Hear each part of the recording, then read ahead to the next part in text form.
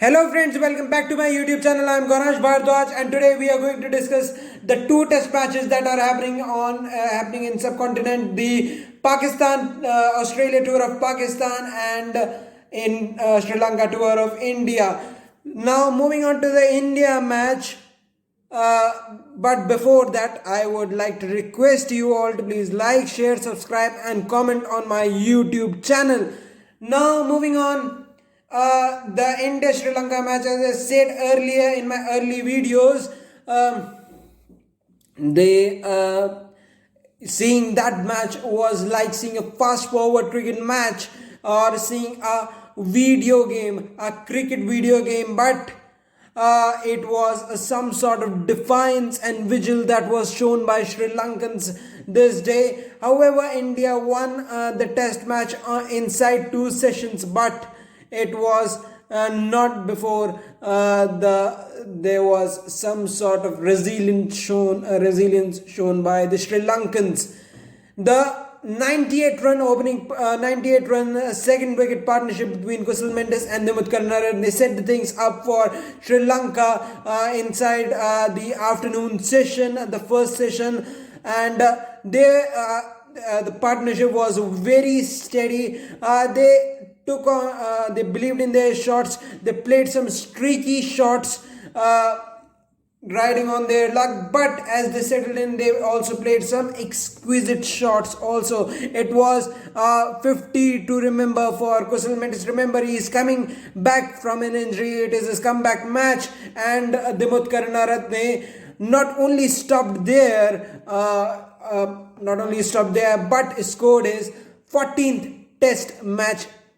What a captain's knock it has been. It was nice to see Sri Lanka applying themselves, not giving up, and so showing some fight in that first session, and which was personified by that partnership between Mendes and Dimut Karunaratne. Dimut Karunaratne, our captain's knock, a gritty knock, stood when the team needed him the most.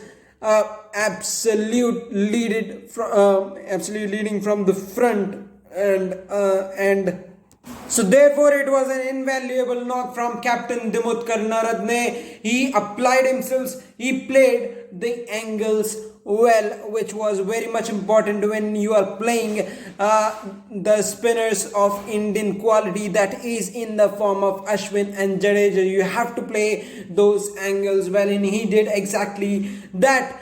And now moving on to after that partnership, when Kusal Mendes' wicket was gone, there was flurry 2 or 3 wickets that fell right after that.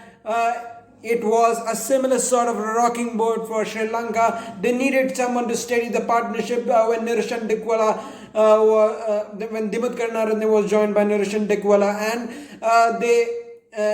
and Niroshan Dickwala kept one end up by applying himself, defending the good balls, staying as much time at the crease as long as possible. You remember, you have to do it is a basic of test match cricket that you have to do the good things for a long time, and they did the good things for a long time. But the position in which India were in, they had set a target of 447, which was inachievable in all sorts on this kind of a wicket, and against the quality of this Indian bowling lineup, consisting of quality seamers like Jasprit Bumrah and Mohammad Shami, and big turners, an all-time great as described by Rohit Sharma, Ravichandran Ashwin.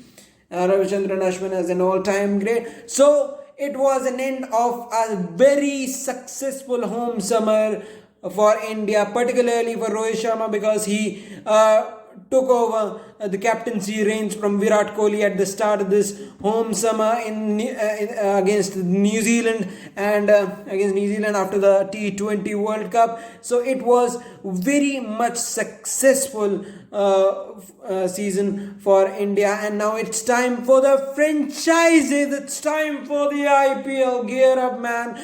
We will be covering every bit of that cricket tournament, that Indian festival as we call it, the IPL.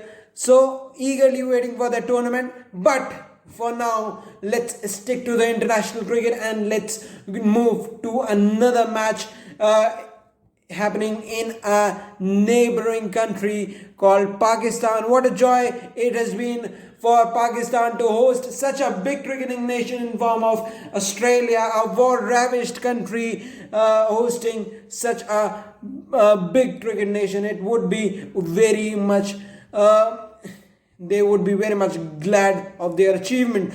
Karachi wicket was as flat as it could be, and Australia were not declaring. They started the day with Stark and Cummins. Stark was gone at the second ball because of the bowling of Shaheen Shah Afridi, but then the last man came in the form of Mitchell Swepson, and Mitchell Swepson joined Pat Cummins. Right after that, when the spinners were employed, Pat Cummins was very much aggressive, scoring 34 of 36, including 2 boundaries and 3 sixes to power his team to 550, past 550. 556 for 9 is the score at which they declared, and it was a mammoth first innings score. It was complete dominance in their first innings, courtesy of that innings of Usman Khawaja, 140, 160,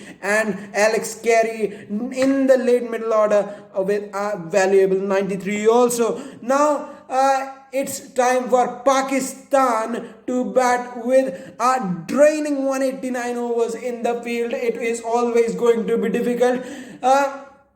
The Australian seamers with plenty of rest, around 2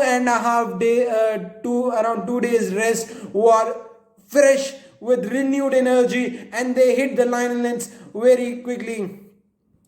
Mitchell Stark was swinging the ball back in and hitting the straps right again, hitting the Yorkers. When we talk of Pat Cummins, he was hitting that corridor of uncertainty, and it was an appreciable difference in pace between the two bowling lineups. They were almost 10 k's more than their counterparts, Pakistani seamers.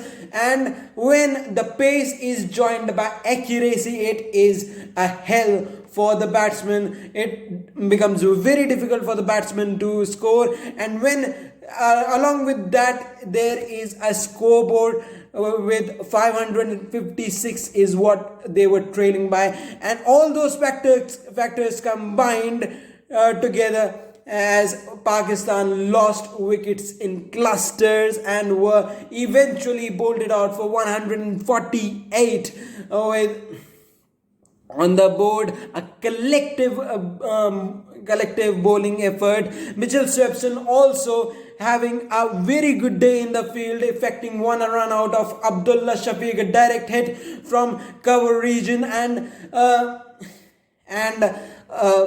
a big wicket of Babar Azam on debut.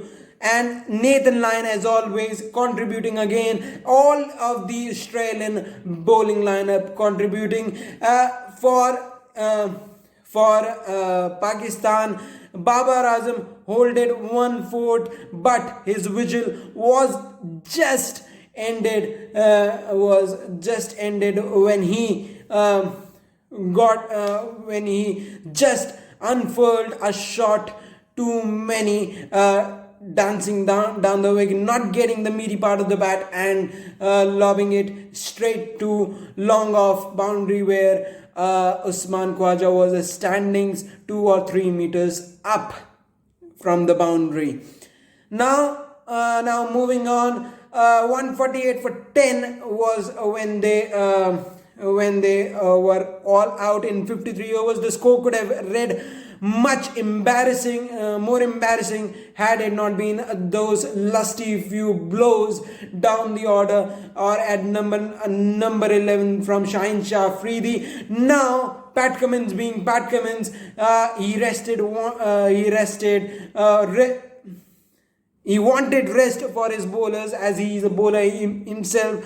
So he inserted Pakistan once again into that field, and Australia continued to pile on the misery. The Pakistanis have had a good start this time. Hassan Ali taking the wicket of David Warner with a spectacular catch from Fawad Alam at gully, but one-handed catch.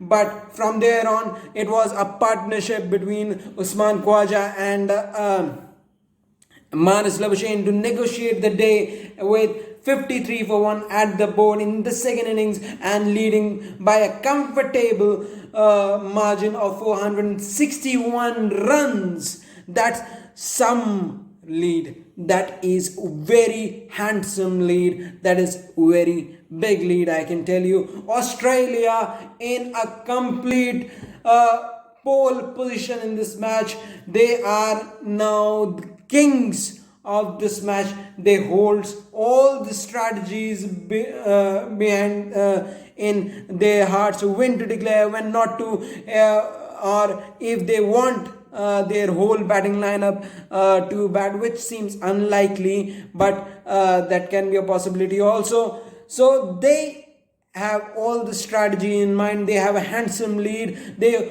hold all the card together. They have all the power in this test match. 2 days remaining in this test match. Remember, it is going to be another fascinating day, and as we all know, the India-Sri Lanka match has also ended. So now turn your focus to this match, because it is going to be nothing short of entertainment mixed with thrill. Thank you very much for listening me, for supporting me, and please don't forget to like, share, subscribe and comment on my YouTube channel. I will be coming to make many more videos of these cricket contents. Keep supporting me, keep believing in me. Thank you.